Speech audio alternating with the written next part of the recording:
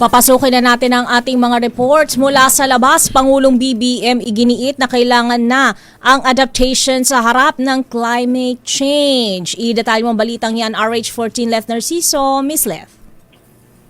Napapanahon ng araw na baguhin ng publiko ang pananaw pagdating sa bagyo at kalamidad. Pahayag ito ni Pangulong Ferdinand Marcos Jr. matapos pangunahan ang situation briefing sa National Disaster Risk Reduction and Management Council kasama ang ilang opisyal ng gobyerno. Ito'y sa harap na rin ng babala na inaasahang 12 hanggang 15 bagyo pa ang tatama sa bansa ngayong taon.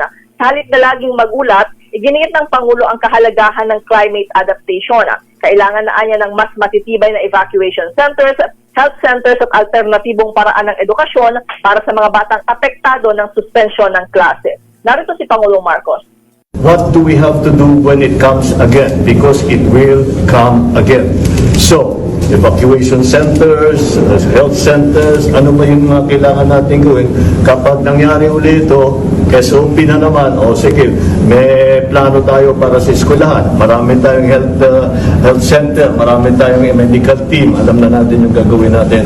But we have to make those arrangements almost semi-permanent. Si Pangulong Bongbong Marcos. Ito si Lef Narciso para sa DZRH. Una sa Pilipinas, una sa Pilipino.